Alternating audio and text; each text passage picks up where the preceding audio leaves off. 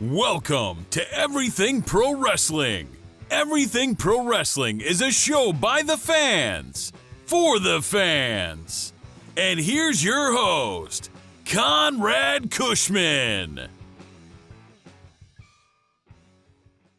You're listening to Brainbuster Radio.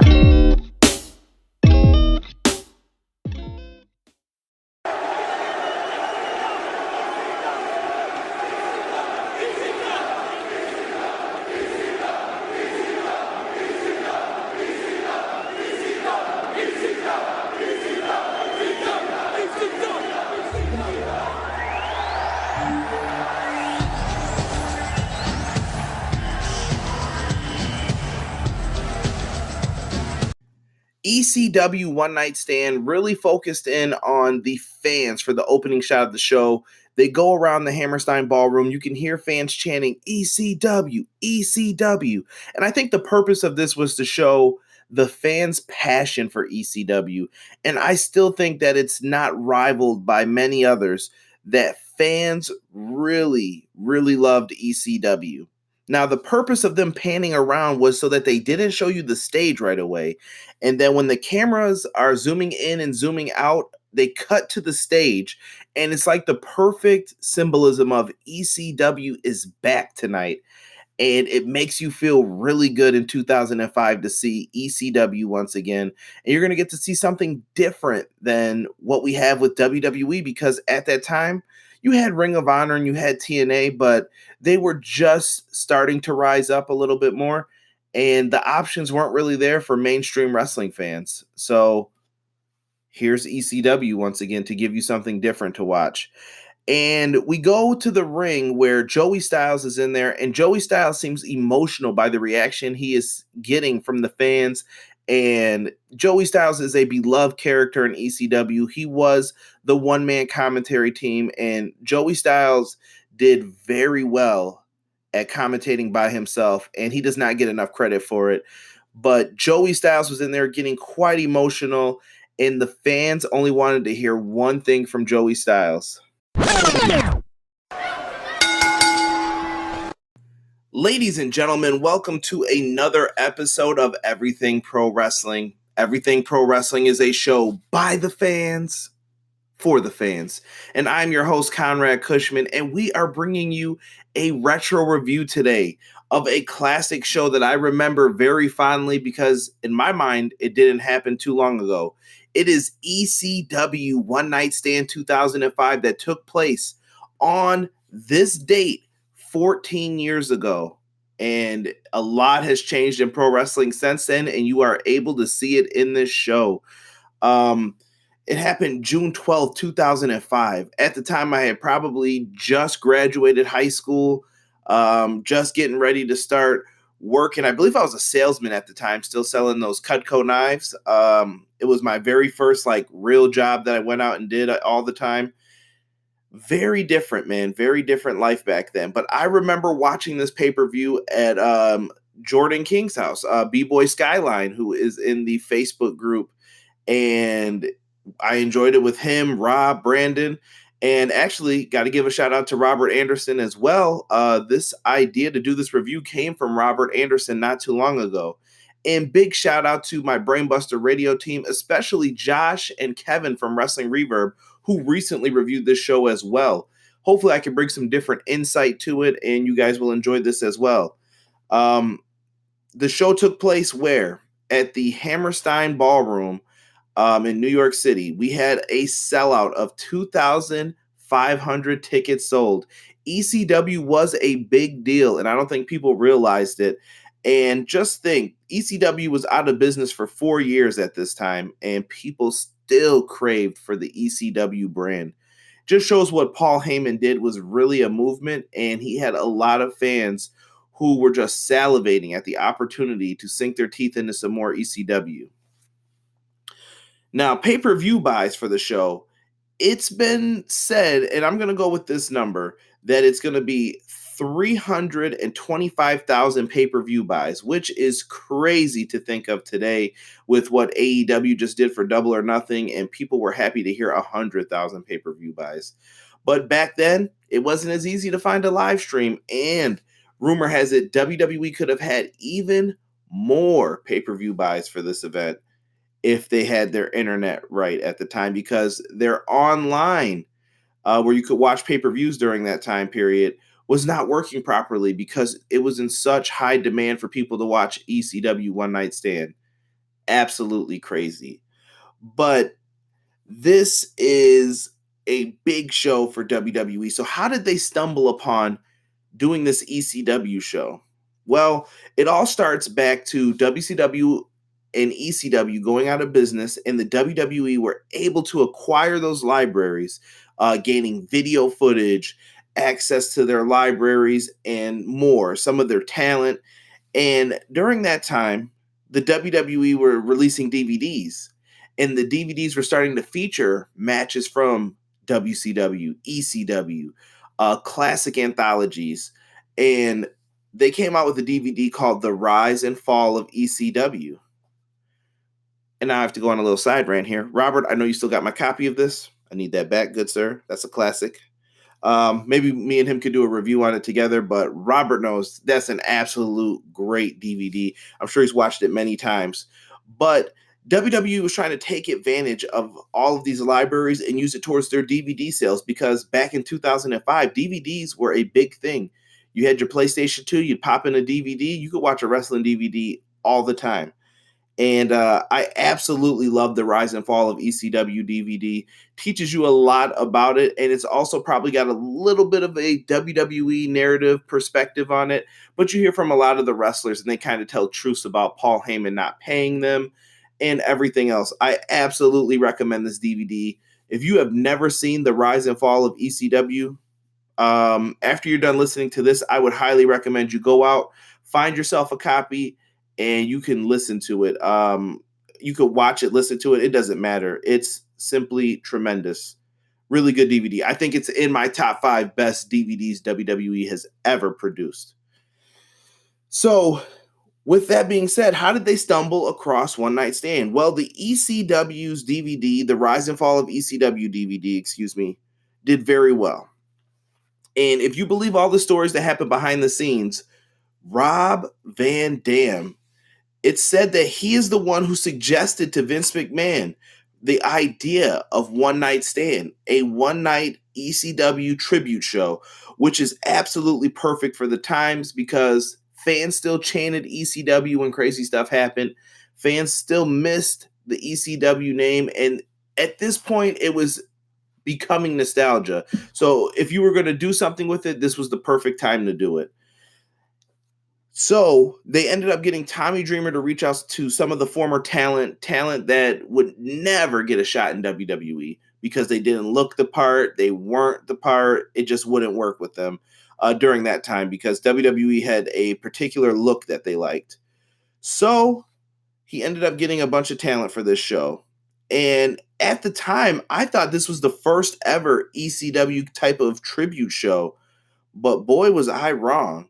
I guess Hardcore Homecoming happened before that, and Terry Funk, who was supposed to appear on this show, said he couldn't do 2 shows, and he had already signed up to do Hardcore Homecoming with the franchise Shane Douglas, who was left off of this show. I wonder why. That's another story for another day, though. And it was all forgotten about.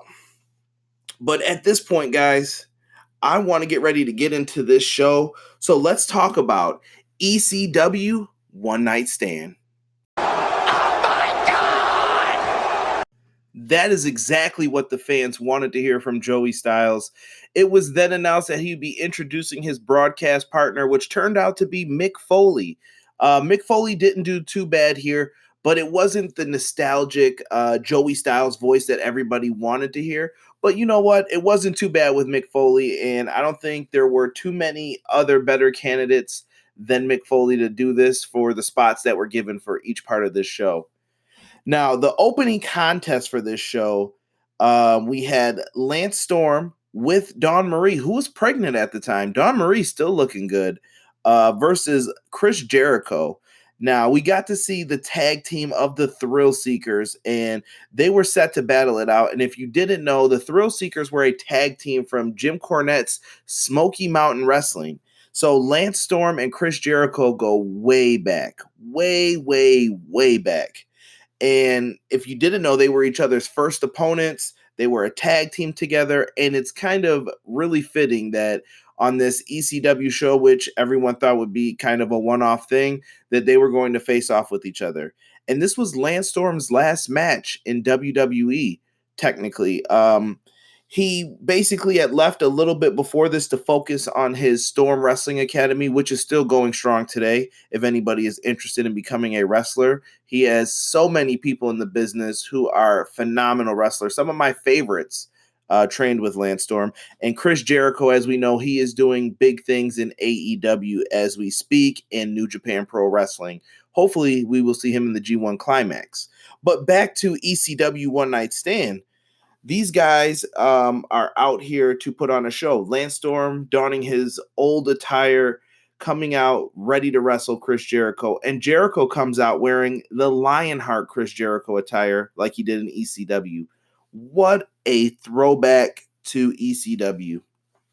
In this match, you can expect to see some really good wrestling in this match. We see tiger suplexes, moves that you're not normally going to see in WWE during this time. Now, Jason, someone who used to run with the Impact players, interferes in this match, and he gets clocked for his efforts by Chris Jericho. And then here comes Just Incredible, who ends up having to eat a springboard drop kick along with Jason to be knocked down. And during all of this fallout, Jericho ends up going back towards the side after being pushed into a kendo stick shot from Lance Storm across the head. And 1, 2, 3, Lance Storm picks up the beautiful victory. Really fun match. Great way to open up the show. I gave this a B+ for what we saw here. Lance Storm winning was kind of a way, at least when I watched it live the first time, to know, oh, this is real. I like this. I like this a lot. They're going with the throwback ECW stuff. They're not going to just kind of make this a WWE pay-per-view. So I like what I had seen so far. And caution note here. The songs in the original version of the pay-per-view were purchased so that they were used. So you heard things like Enter Sandman for Sandman, Man in the Box for Tommy Dreamer by Alice in Chains. But they normally would not do that. And if you go back to watch this on the WWE Network, the songs are modified. So don't expect anything different from it. Really sucks, but that's just what it was at the time, unfortunately, while dealing with the issues of paying for music rights. Then we get a tribute package delivered to us by Pitbull #1, and they talk about all the talent who has passed away. I thought Gary Wolf doing this was a nice way to pay tribute to some of the past performers, like you guys may know him as Crash Holly. He competed in ECW, Pitbull #2. So Gary Wolf did a tremendous job with this, and they go through a bunch of names, which makes you really sad to think that they have passed, but a classy move nonetheless. And Chris Gandino was the focus of the package because it sucks that he couldn't be here to perform this one last time for this event. I know he was doing stuff with TNA Wrestling right before this, but Chris Gandino, absolutely one of the best in ECW. So, yeah, just sad to see those guys all go. Match #2, we had an ECW-style three-way dance. Now, this match had Tajiri, who was managed by the Sinister Minister, James Mitchell, and Mikey Whipwreck came to the ring from him. Mikey Whipwreck from Buffalo, New York, represent. And we had Super Crazy in there because he's super and he's crazy. He didn't say that in ECW, but always loved that line. And Nunzio, accompanied to the ring by the FBI, which had it feels like 30 people. I'm exaggerating, but he had a lot of people in the FBI group here. So during these three-way dances, and most of you don't know, ECW-style three-way dances meant elimination. So one person would be eliminated, and then it would get into a one-on-one match, and you get your bang for your buck, for this match. So we're looking at this, and these guys had some really great three-way dances in 1999 it's 2005, so you're not going to see these guys moving as fast. The older you get, you start to lose a little bit of speed. You're a little rusty, but these guys still were able to do their thing in there. Super Crazy at one point in this match did a moonsault off the balcony. I'm going to repeat that. Super Crazy did a moonsault off the balcony. Things like that you don't see anymore, and they're absolutely crazy. But Super Crazy was the man for the job back then, and he did a hell of a job with that. Tajiri, man, this guy ends up blowing mist onto Nunzio, who is on top of the top rope there, getting ready to dive off, and Tajiri ends up catching him with some mist, knocking him down, and he's stuck on the top rope while him and Super Crazy are kind of like going at it. Mikey Whipwreck ends up getting into the ring, and he hits a whippersnapper from the second rope, which is a Stone Cold Stunner if you don't know, off of the second rope, and Nunzio gets eliminated by Tajiri. 1, 2, 3. So now we're down to Tajiri and Super Crazy going at it, and these two deliver one heck of a wrestling match. Tajiri had a different look in ECW, but if you've ever seen him and Super Crazy wrestle, nothing but good stuff here. Super Crazy gets the win with the moonsault. Great for this match, a B-. Nothing that you could really complain about here. And this leads us into an ECW Moments package. While I take a quick sip of water here. Oh, man. ECW, baby. So our next match is going to be Rey Mysterio Jr. versus Psicosis. And one of the memories I have of this match and watching it live was when Psicosis finally comes out for his entrance and he removes his mask. All the fans are chanting for him to put it back on. And I kind of feel the same way about it because that's not the Psicosis you want to remember. Psicosis had a pretty sweet mask and he was no longer competing in it. And I don't know. I think fans really hated that time period of like Juventud Guerrero losing his mask and Psicosis and Rey Mysterio in WCW. Don't remind them of that. So the fans were kind of pissed off in the beginning that Psicosis had lost his mask. Afterwards, Rey Mysterio, fans were not feeling him. Like from the moment you watch this match, Rey Mysterio is usually someone who is beloved by the wrestling fans, and they just weren't feeling him. I don't know what it was during this time. I don't know why. If anybody has any speculation to why fans just didn't like Rey Mysterio, please let me know.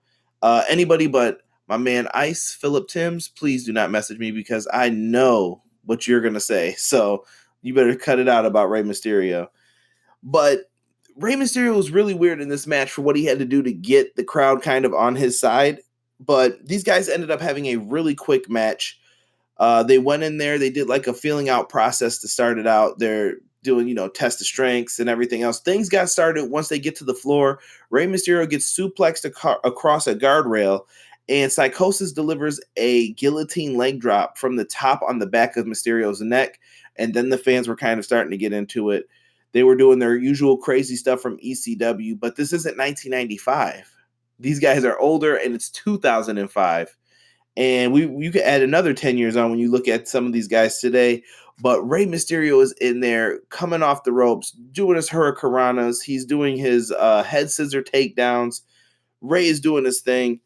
And it's weird. When Rey Mysterio goes for the 619, the fans booed. And the only thing I could put this as would be that the fans did not want WWE Rey Mysterio. And he kind of came out there with an attire similar to that, the shoes he was wearing. And I think that he was just too WWE for them and what they wanted. And doing the 619 just makes them think of that because he didn't do that stuff in other companies. But when Rey Mysterio hits the West Coast pop, they cheered. So that's like WCW, ECW Rey Mysterio. And that's how he ended up getting the win.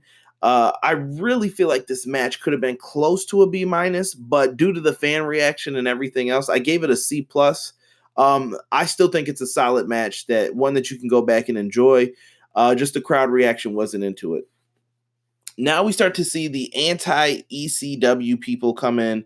SmackDown and Raw both had them. They were called the anti-ECW Crusaders. And the SmackDown side is coming in, being led by JBL at the time. JBL is just now starting to find stuff to do after WrestleMania, and he's still going with his gimmick, and he's probably the loudmouth for the job. So JBL leads them in, and we get some more ECW memories while Joel Gertner, Mr. Well, it is I, the quintessential stud muffin, Joel Gertner. And Joel Gertner gets in there, and he is trying to basically get in there, talk a little bit. They're trying to cram as many people onto the show as they can, and it's not happening at the time. And Angle and JBL like shoo Joel Gertner off. We get RVD. He comes out. His knee is still in a knee brace from a knee injury with Bill Alfonso. He comes out to cut a promo. RVD's promos were very different back then. In the beginning, RVD even talks about this in the promo, how he's finally allowed to say more than just, oh, cool, whatever, all right, dude, because WWE viewed him as just the high guy. ECW let Van Dam talk a little bit, and he was kind of a showboat, and he knew what he was talking about. In this promo, though, RVD was a little bit all over the place, but his passion was there. And that's the one thing you could see from this. So RVD does a really good job until Rhyno slides into the ring and gives him a gore. He gores him out of his boots. And Rob Van Dam is there. He eats the gore. They don't know what to do. Fans are happy Rhyno's in the ring. And then lights out. Who could it be? And then the lights come back on, and it's Sabu. Sabu is back. Fans cannot believe it. Sabu ends up hitting Rhyno with some chairs, and tonight, I know we see Sabu a lot on Botchamania, but tonight Sabu was on his A game, and he deserves respect for it.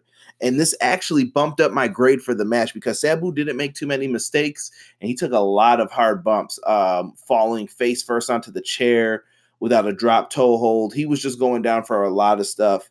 And he was hitting all of his moves, whether it was diving off the chair into the ring apron, jumping off to fall to the floor. Sabu was on point in this match. And the finish comes when Rob Van Dam comes out after the referee gets knocked out. Sabu gets pile driver, and RVD shows up, and then he starts helping Sabu out, and he hits a running drop kick chair to the face, I guess you would call it, of Rhyno. That's how it feels commentating a Rob Van Dam match. And Rhyno goes down, and then they set Rhyno up for an Arabian face buster from the top rope, and Sabu just drops right on top of him through a table onto a chair, and he gets the pinfall 1, 2, 3. Grade of a B-. Very, very good stuff here from Rob Van Dam, Sabu, and Rhyno. And I liked what they did there with Rob Van Dam as far as getting him involved in the match despite his injury. So good stuff from everyone involved in that one. We go backstage to Al Snow yelling at Head.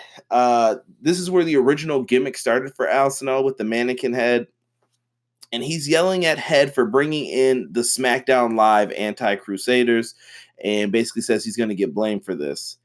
And then after that, here comes the Monday Night Raw Anti-Crusaders led by no one other than Eric Bischoff, who hated ECW. And you have to admit at this time, Joey Styles kind of goes and puts over how ECW hated WCW. And I'm sure that Vince was feeding all of this to them. And that WCW did so many underhanded tactics to steal from ECW. And this is partially true, too, to an extent. WCW took guys like Rey Mysterio, Psicosis, Eddie Guerrero, Chris Benoit, Dean Malenko. We can go through a lot of names, and they took a lot of their talent. And can you blame them, though? These guys were excellent wrestlers. And speaking of some of the talent I just named, they're in the 5th match for this show, which is Chris Benoit versus Eddie Guerrero. Now, when people think ECW, they often think that you're going to see tables, women rolling around on the ground, catfight, wildness, the fans throwing chairs into the ring. ECW also promoted great wrestling at the same time, and Chris Benoit and Eddie Guerrero are 2 prime examples of that. Now, these guys never got to fight in ECW, which sounds crazy. It was never promoted, Eddie Guerrero versus Chris Benoit, but This match was pure wrestling.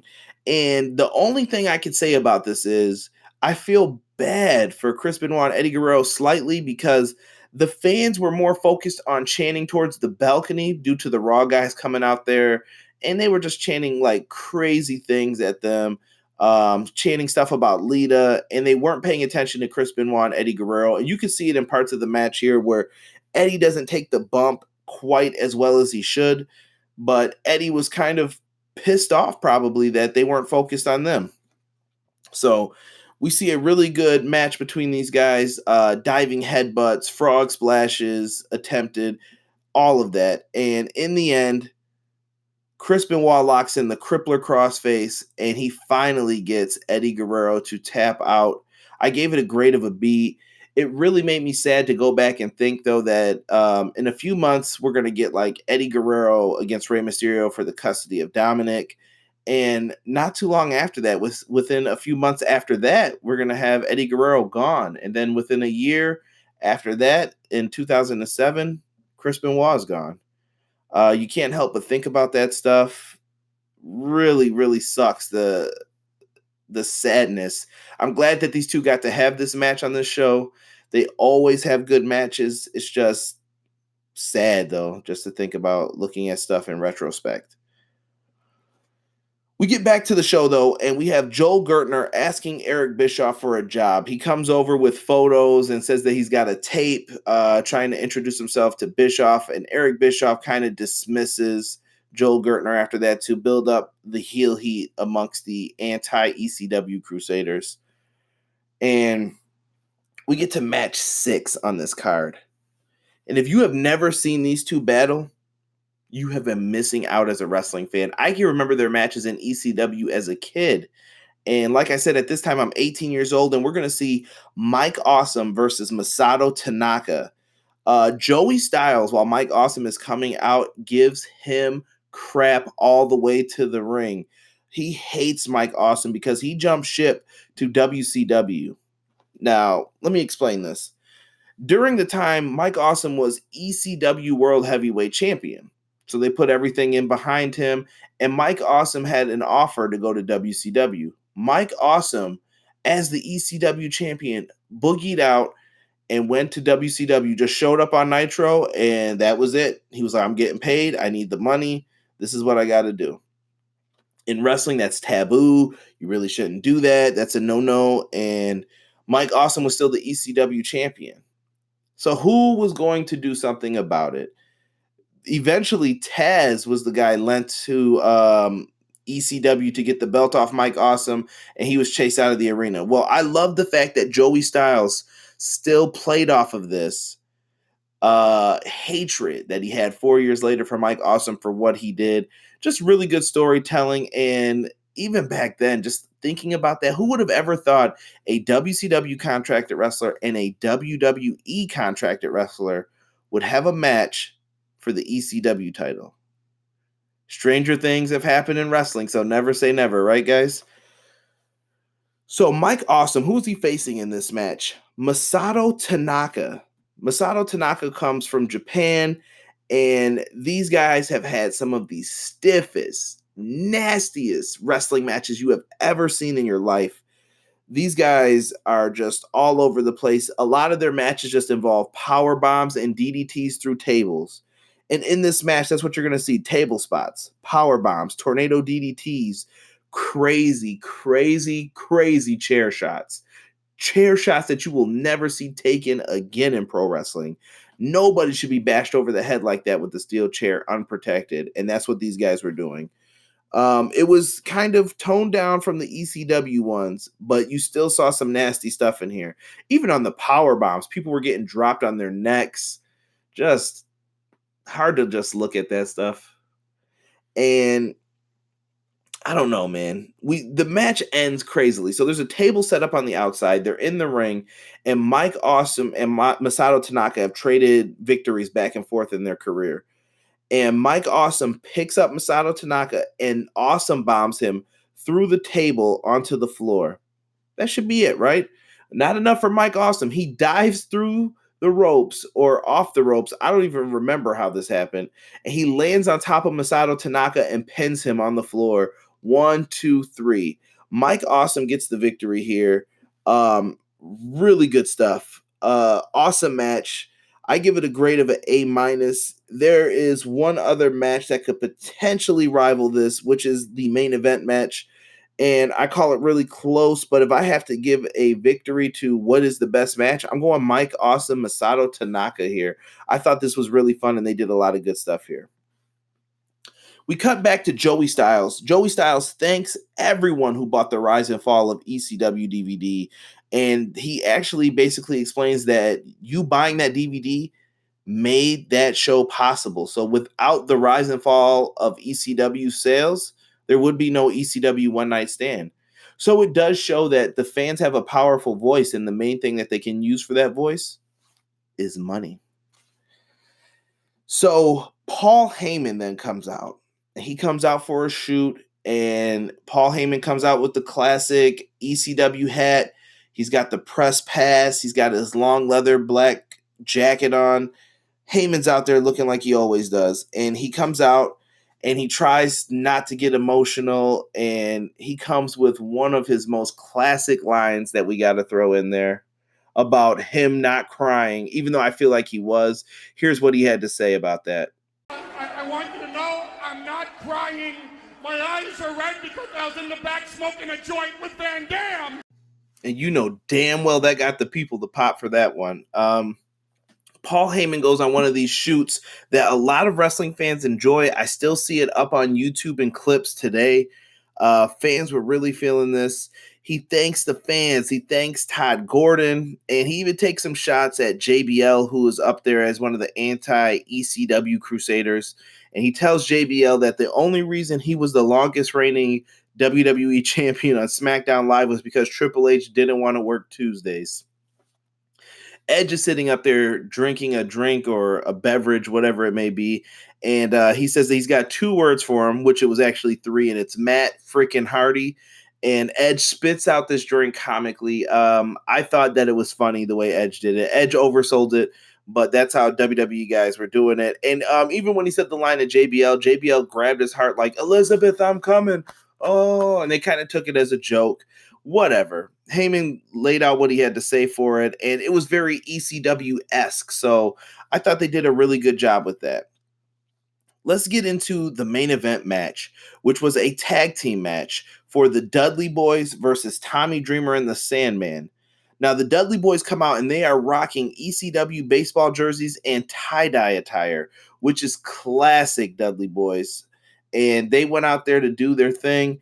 And here comes Tommy Dreamer. Tommy Dreamer came out to his classic song, but nobody will ever forget the Sandman's entrance. Sandman getting to the ring took so long when you look at it, but while the event was actually happening, I don't remember like even thinking about that because it was just so cool to see the Sandman coming out. He comes through the crowd. He has his beers, his cigarette, the Singapore cane. He even shares a beverage with a few of the fans. It was good stuff all the way across the board. Can't complain. Sandman is not the greatest wrestler. He is just kind of like a spectacle. It's cool to see him, and fans just digged the Sandman. So this was the last appearance for the Dudley Boyz before they get ready to go to TNA and become Team 3D. Now, we have the BWO who then find their way out to the ring. And the BWO comes out in their classic attire with Stevie Richards, Nova, and Meanie. And they're out there. Here comes Kid Cash, who ends up getting into a little bit of scuffle with them. Balls Mahoney and Axel Rotten are out there. And they come out and they're ready to fight. And Kid Cash earns his money because he ends up doing a crazy-ass dive onto everybody who's on the floor from the miniature brawl that started off everything. So it got a lot of people featured on the show, whether they were kind of like clustering them all in just to have them featured. As you could tell from all of the interference and all of the names I've mentioned, even with the FBI match and everything else, they were trying to shove people onto the show so their faces could be seen. And whatever, it got everybody a payday, and this is what ECW was during this time. I don't think fans would like that as much today, but it worked for the time. So in this match, we have all seen the classic cheese grater across Tommy Dreamer's head. Tommy Dreamer is bleeding really bad from this at this point, and Bubba Ray Dudley takes Tommy Dreamer's blood and smears it across his own face. That doesn't seem sanitary, but this is ECW. So during all of that, these guys brawl. We get some really close near falls, and eventually we have some things happening where they get the Dudley Boys down, and Sandman and Dreamer end up locking in figure 4 leg locks at the same time on both the Dudley Boys. And then here come the Impact players. That's Just Incredible and Lance Storm. They come out there with Dawn Marie, etc., etc. And eventually we see a tombstone, aka That's Incredible, on Sandman onto the barbed wire. And Tommy Dreamer ends up eating a kick to the junk from his former good friend Francine. And Francine ends up getting pretty mad. Shout out to Francine if you guys haven't checked out her YouTube channel. Francine ends up stirring up enough stuff that here comes Beulah McGillicuddy, who is Tommy Dreamer's real wife. And she gets into the ring, and Beulah and Francine roll around, and, classic cat fight. And they're rolling around, skirts are flying up, everything else. It's ECW. And I know I keep saying that, but that's just what it is at the time. That's what you expected from wrestling at this time. So I know a lot of the fans of women's wrestling are like, what is this? That's just what they did. So Dreamer and his wife end up hitting... the figure 4s were great, but these DDTs didn't look great either. But it was good for what it was. Dreamer and his wife DDT the Dudley Boys down. We get some near falls out of that. And then we have Bubba, who comes in and uses the cane on Dreamer and Sandman to take them down. Sandman eventually gets power bombed through a table, and we get a 1-2. Sandman is able to kick out. Dreamer ends up eating a 3D, and then here comes Spike Dudley in a tie-dye shirt, and this leads to the spot with the table, and Bubba Ray Dudley douses that table, the entire table, in lighter fluid. Like, he was making sure that table was on fire. He ends up kicking people while he is dousing the table just so that time didn't seem too weird with how long he was dousing the table. So everything is covered. They light the table on fire, and Tommy Dreamer eats the power bomb through the table. And 1, 2, 3, the Dudley Boys get the victory here. I give this a grade of a B+. Really well done. It was borderline A. Like, this was as close as I could get to not giving a match an A, I feel, in quite some time. But they did their thing. I thought this was the second best match of the night. It's up there with Jericho and Storm. Really good stuff. Absolutely loved it. Now, there's some after the match stuff. So the Dudley Boys go to attack Beulah, but Sandman comes in with the cane, makes the save, and he then goes to help his fallen friend Tommy Dreamer, who just got powerbombed through flames. And afterwards, he's yelling for a beer. Well, I don't know if that was the signal or what, but then here comes Steve Austin. So Steve Austin's coming down, and all of the ECW talent begin to come out because Austin called them out.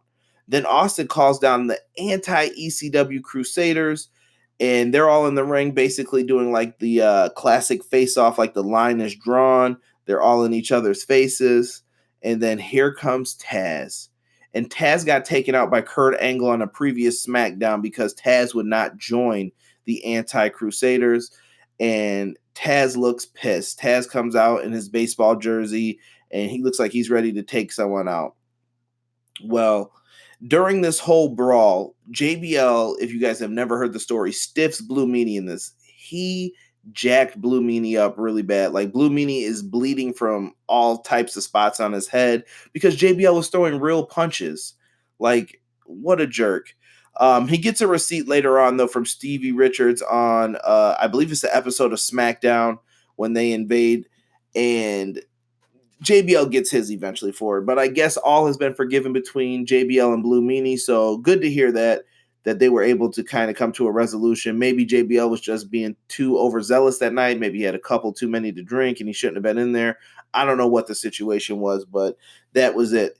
And then eventually Angle gets outside of the ring and Taz locks on the Taz mission on Angle, going back to their Royal Rumble 2000 kind of debut and how Taz debuted against Angle. It was all very cool to see it. So Angle is locked in the Taz mission. He's down. And then Eric Bischoff is making his way towards commentary. I don't know how he got up there eventually, but he's up there talking, and Steve Austin tells Foley to bring Mr. Bischoff down to the ring because he needs to come in here and basically see what ECW is all about. And he ends up eating a 3D, a diving headbutt from Chris Benoit, a 619, which gets booed once again for Rey Mysterio. And he asks him what he thinks of ECW now. Bischoff yells he hates ECW. He might have said it in a worse way, but I'm not going to use that kind of language right now. And he ends up eating a stunner, and the Dudley Boys take Bischoff all the way to the outside where there's a semi-truck out there, and they kind of just toss him on the semi-truck like he's out of the arena. And we see this big celebration. There's a beer bash celebration with all of everything going off the air. And this show is summed up as the ending of this, which was an ECW tribute. Now, I thought it was very well done. The timing was good. And I really feel like this, to me, is the period on that's the end of the ECW story. I don't count any of that WWE CW stuff. I don't want to think of some of the other shows that happened afterwards. I know they did Hardcore Justice and all that other stuff in TNA, but this was it for ECW, in my opinion. ECW was great for what it was. I loved ECW. I love some of the characters, and I'm glad that some of them got the chance to make it in WWE. And this show is going to have something weird. I told you the best grade on here was an A- for Mike Awesome Masato Tanaka. This show is going to get a higher grade. The overall grade, I'm giving an A. How can you do that? Well, this was a tribute show, and the promos, the fans, everything else that was added in here was a grade of an A to me. This was all very well done. I was very happy with how WWE produced this because going into it, I really thought they were going to mess this up. I'm like, is this really going to be ECW? They don't own the rights to the music. They're not going to do all of this, this, and this. And they ended up shocking me in doing that. So I will never forget watching this with my good friends from high school, Jordan, Tracy. Thank you guys for letting me watch this back then with you guys. It was good fun. Jordan, big wrestling fan back then. We see him in the group now, and he's disappointed with some of the stuff, and it kind of breaks your heart to see that. But we had so much fun watching wrestling back in the day, and I will never, ever forget watching this. This was just a great show. So much fun with it, and it was all about the brand that people love so much, ECW.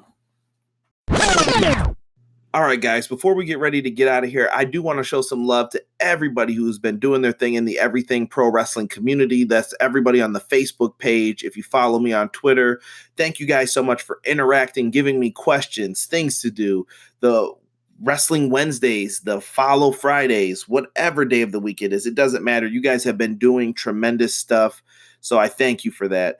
Also, big shout out to everybody at Brain Buster Radio. Brain Buster Radio has been working with some tremendous people. I have some tremendous guests lined up as well to do the podcast with, which I will be announcing soon.